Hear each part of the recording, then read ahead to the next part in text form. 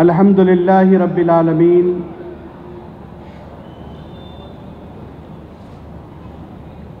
والعاقبۃ للمتقین والصلاة والسلام علی سید الانبیاء والمرسلین وعلی آلہ الطاہرین واصحابہ اجمعین اما بعد۔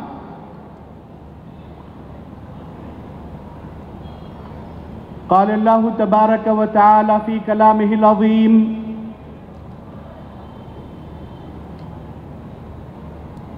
اعوذ باللہ من الشیطان الرجیم بسم اللہ الرحمن الرحیم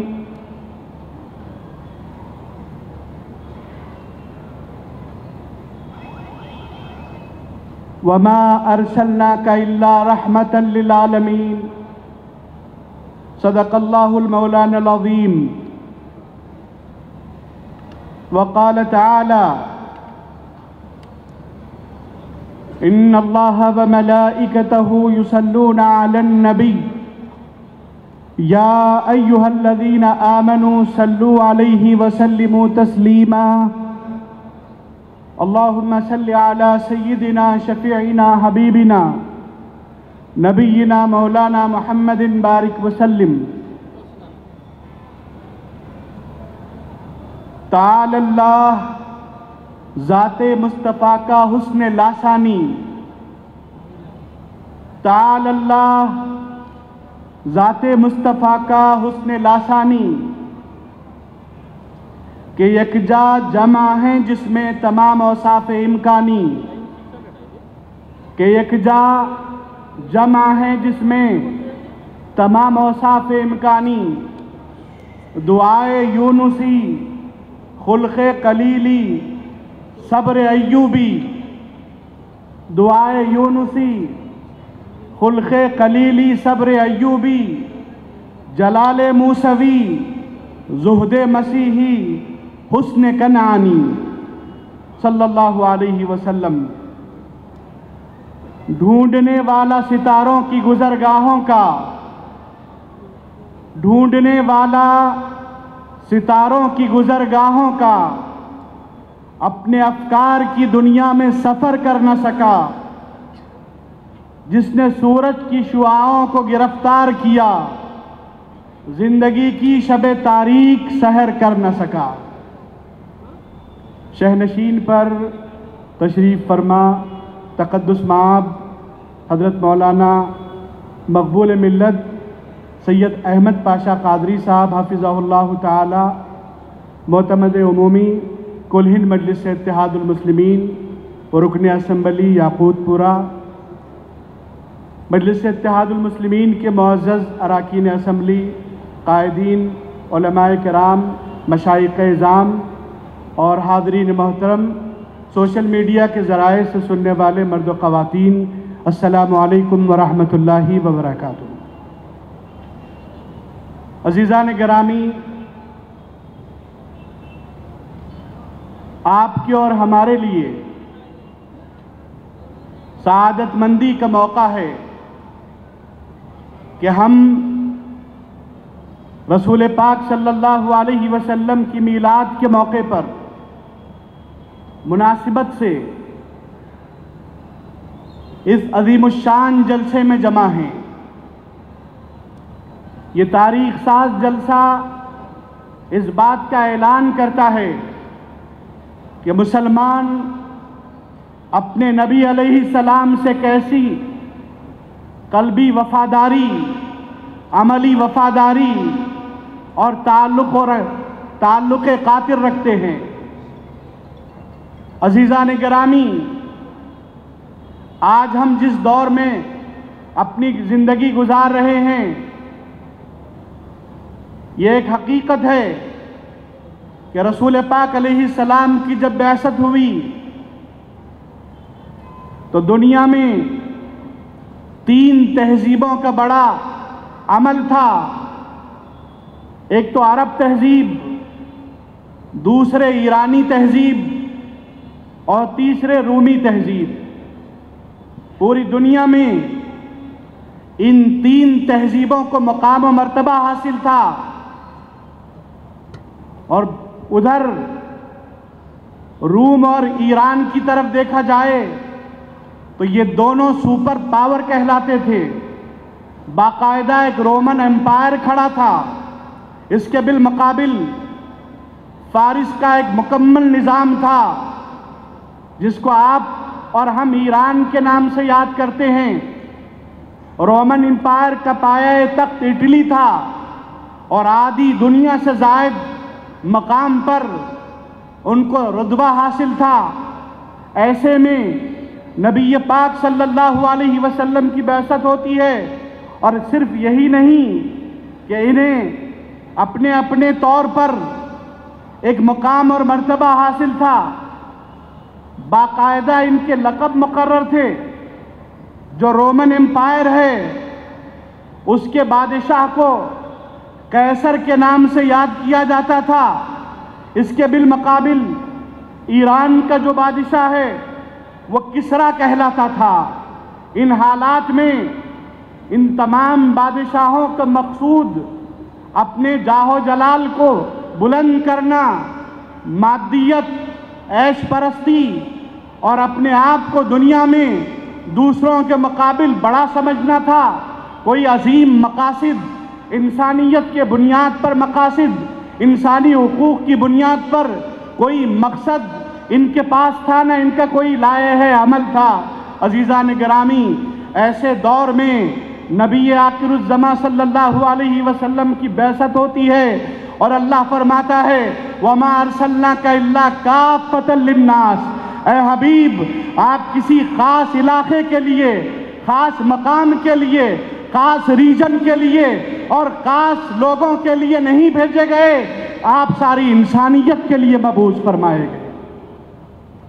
یہ رسول پاک علیہ السلام کی بعثت قرآن کے ذریعے ہمارے سامنے آتی ہے اور مسلمانوں کو ایک عالمی برادری میں تقسیم کر دیا جاتا ہے، تبدیل کر دیا جاتا ہے کہ مسلمان کسی علاقے کے ساتھ خاص نہیں ہے بلکہ مسلمان ایک عالمی برادری۔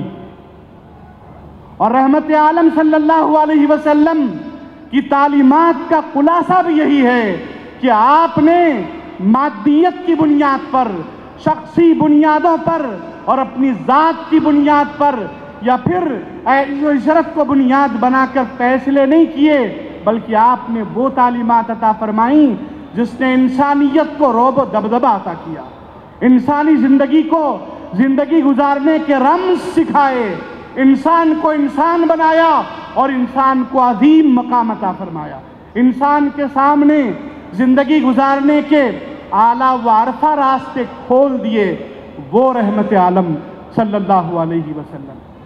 عزیزان گرامی، آپ اور ہم رحمت عالم صلی اللہ علیہ وسلم کے انقلاب کو دیکھتے ہیں تو وہ ایک ایسا انقلاب تھا جو زمین کے ہر حصے پر اپنے اثرات کو مرتب کیا، شمال سے جنوب تک، مشرق سے مغرب تک نبوی انقلاب کی روشنی نظر آنے لگی۔ یہ نبی کریم علیہ السلام کی تعلیمات کی حقانیت کی دلیل تھی۔ آپ اور ہم جس آقا و مولا علیہ السلام کا تذکرہ کرنے کے لیے جمع ہیں، آپ کو معلوم ہے ان کا مقام کیا ہے؟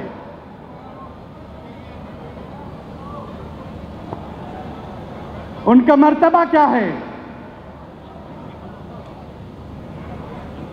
قاضی عیاض رحمت اللہ علیہ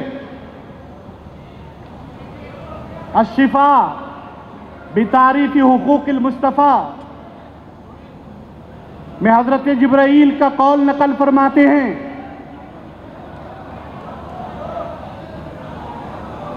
ہمارے درمیان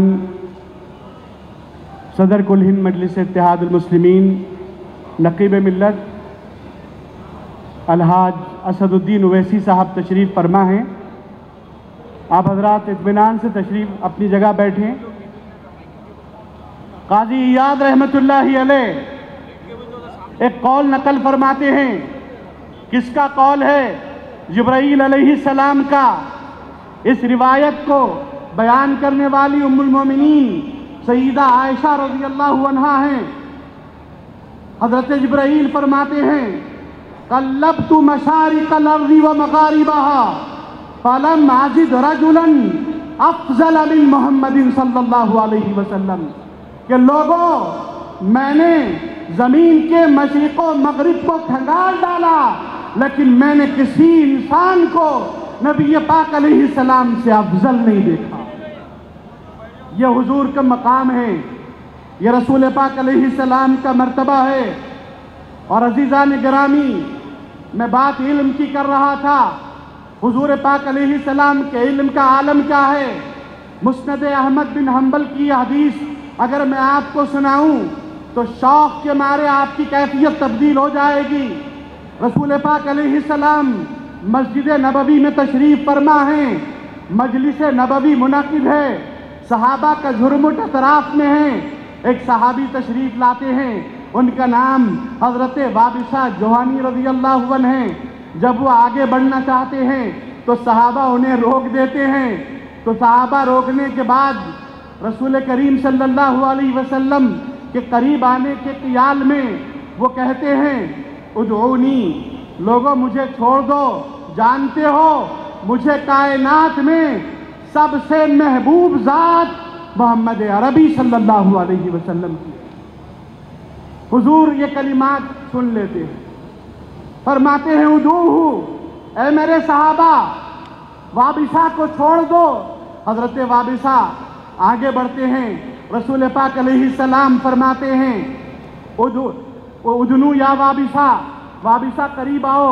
حضرت وابصہ ادب و احترام کے ساتھ آگے بڑھتے ہیں، پھر زبان نبوی سے کلمہ ارشاد ہوتا ہے ادنو یا وابصہ، وابصہ قریب آؤ، پھر وہ قریب آتے ہیں، پھر ارشاد ہوتا ہے ادنو یا وابصہ، حضرت وابصہ قریب آتے ہیں اور اپنے قرب کی کیفیت بتاتے ہیں، حتیٰ مست رکبتی رکبتہ صلی اللہ علیہ وسلم، میں نبی پاک علیہ السلام کے اتنا قریب آ گیا کہ درمیان میں کوئی چیز حائل ہی نہ تھی۔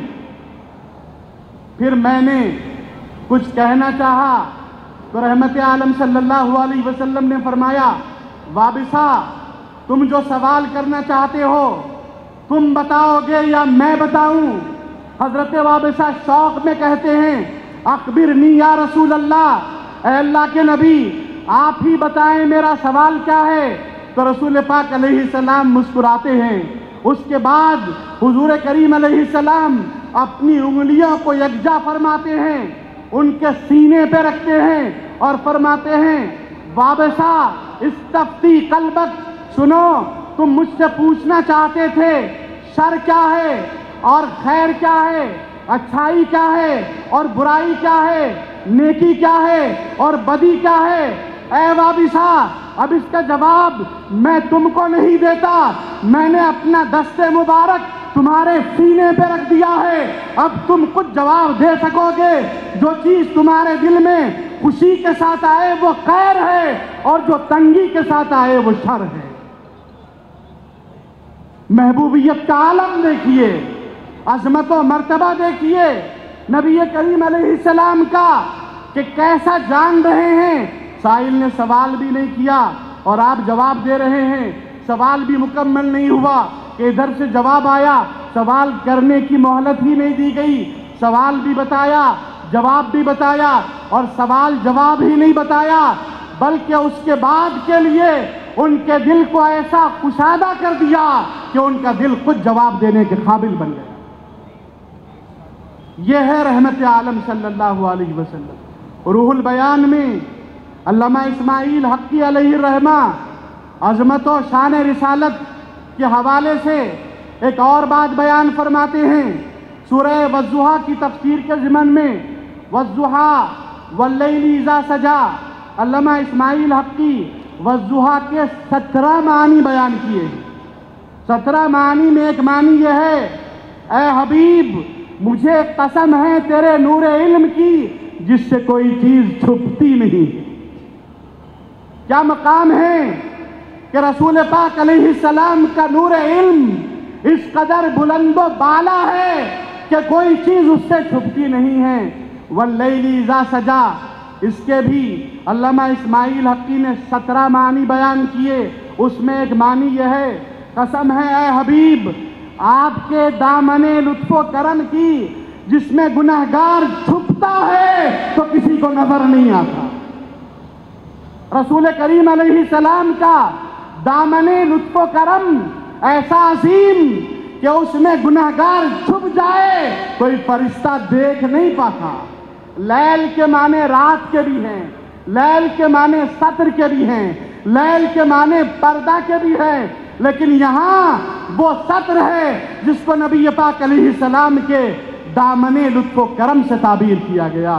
اسی لیے شیخ الاسلام امام محمد انوار اللہ فاروقی علیہ الرحمہ فرماتے ہیں، جتنے تھے اصحاب سب یہ جانتے تھے بالیقین کہ ہیں واقف موت سے ہر ایک بشر کی شاہدی، بلکہ تاخیر اجل چاہیں تو کچھ دقت نہیں، جس کے جو مرنے کی جا ٹہراتے ہیں وہ مرتا وہیں۔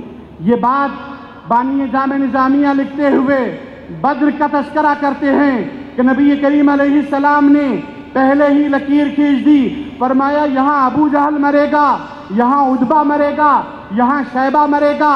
جب جنگ مکمل ہوئی، مولا کائنات سیدنا علی مرتضی رضی اللہ عنہ اور دیگر صحابہ اس مقام پر جاتے ہیں اور فرماتے ہیں اللہ کی عزت کی قسم، رسول پاک علیہ السلام نے جیسا فرمایا اس کی ایک بالش بھی کوئی میت ادھر ادھر نہ ہو۔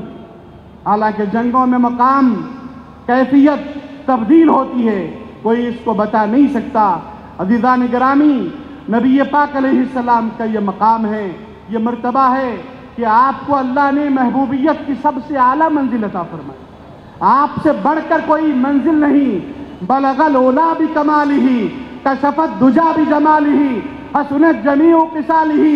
شیخ سعدی یہ 3 مصرے تو کہے، چوتھا مصرع نہیں کہے۔ آپ بارش میں بھی آئے ہیں، اس قدر محبت کے ساتھ تشریف فرما ہیں تو سنیں حضور کے لیے اگر کوئی کوشش کرتا ہے تو نوازش کیا ہوتی ہے۔ شیخ سعدی نے 3 مصرے کہے، چوتھا کیا کہنا ہے، بہتر سے بہتر کہنے کا ارادہ تھا لیکن دل میں خیال جمع نہیں ہو رہا تھا، بے قراری میں نیند آ گئی، اور جب نیند آ گئی آنکھیں بند ہوئی تو قسمت کا ستارہ طلوع ہو گیا۔ رحمت عالم صلی اللہ علیہ وسلم خواب میں تشریف لائے اور فرمایا سعدی کہو کیا کہتے تھے۔ آنکھوں سے آنسو بہنے لگے، خواب میں فرمانے لگے بلغ العلا بکمالہ کشفت دجا بجمالہ حسنت جمیع خصالہ۔ جب یہ ارشاد فرمایا تو اس کے بعد خاموشی اختیار کی۔ حضور نے دیکھا کہ محبت کرنے والے سعدی خاموش ہے اور چوتھا مصرع کہہ نہیں پائے ہیں، تو نوازش فرماتے ہوئے، التفات و عنایت فرماتے ہوئے ارشاد فرماتے ہیں سعدی کہو صلو علیہ وآلہ، صلاۃ و سلام اس ذات اقدس پر اور آپ کی آل اطہار پر۔ تو مقصد کیا ہے؟ رحمت عالم صلی اللہ علیہ وسلم کے لیے اگر کوئی اہتمام کرتا ہے، سنتوں کا اہتمام کرتا ہے، صبح بیداری کا اہتمام کرتا ہے، اپنے نبی کے طریقے پہ چلنے کی کوشش کرتا ہے، تو یہ سعادت مندی اس کا مقدر بنتی ہے۔ اختتام پر میں عرض کروں، سوشل میڈیا کا دور ہے، اور یہ ایسی بات نہیں ہے کہ سوشل میڈیا زمانہ رسالت میں نہیں تھا۔ اللہ نے جب آیت نازل فرمائی وَأَنذِرْ عَشِيرَتَكَ الْأَقْرَبِينَ کہ اے حبیب اپنے قریبی رشتہ داروں کو ڈرائیے، اللہ کی توحید کا سبق دیجئے، رحمت عالم صلی اللہ علیہ وسلم تشریف لے گئے۔ کہاں؟ صفا پہاڑ پر۔ صفا پہاڑ کیا تھا؟ بنو ہاشم کی بستی کے پاس سب سے بلند ٹیلہ تھا، ان کا میڈیا پوائنٹ تھا، گویا ان کا میڈیا سینٹر تھا۔ صبح صبح کوئی میسج دینا ہوتا تو وہ وہاں جاتے، اور عربوں کا طریقہ تھا، ان لوگوں کا اس زمانے میں ٹریڈ تھا کہ اپنے لباس کو اتار دیتے، جب بھی اس پہاڑ پر جاتے تو لباس کو اتار دیتے۔ جامع نظامیہ کی عالمی شہرت یافتہ محقق ریسرچ اسکالر ڈاکٹر حمید اللہ علیہ الرحمہ نے اس واقعے کو اپنی فرانسیسی سیرت میں بیان کیا ہے، جس کا انگریزی اور اردو میں اور عربی کے علاوہ کئی زبانوں میں ترجمہ ہوا۔ انہوں نے یہاں پوائنٹ آؤٹ کیا کہ حضور پاک علیہ السلام جب وہاں تشریف لے گئے تو عربوں کے طریقے کے مطابق لباس کو اتار کر نہیں گئے، پوری جامہ زیبی کے ساتھ موجود تھے۔ یعنی حضور نے پیغام دیا کہ تم اپنے زمانے کا سوشل میڈیا ضرور استعمال کرو، لیکن اس کے رائج طریقے کے مطابق نہیں، اسلامی احکام کے مطابق، اسلامی شرائط کے روشنی میں، اسلامی کیفیات کے ساتھ استعمال کرو۔ اور عزیزان گرامی، آج نوجوان نسل کو اور ہماری خواتین کو اس پہلو پر غور کرنے کی ضرورت ہے، اس لیے کہ سوشل میڈیا کے ذریعے ذہن سازیاں ہو رہی ہیں، دین سے ارتداد کی طرف، لادینی کی طرف لانے کی سازشیں رچی جا رہی ہیں۔ ان حالات میں امت مسلمہ کے باشعور نوجوانوں کی اور خواتین کی ذمہ داری ہے کہ وہ سوشل میڈیا کے اس پلیٹ فارم کو اسلام کی سچائی سے واقف کروانے کے لیے استعمال کریں، دین کی سربلندی کے لیے، اسلام کے احکام کو آگے بڑھانے کے لیے استعمال کریں۔ اللہ تعالیٰ مجھے اور آپ سب کو اس کی توفیق عطا فرمائے۔ وصلی اللہ تعالیٰ علی خیر خلقہ اجمعین والحمد للہ رب العالمین۔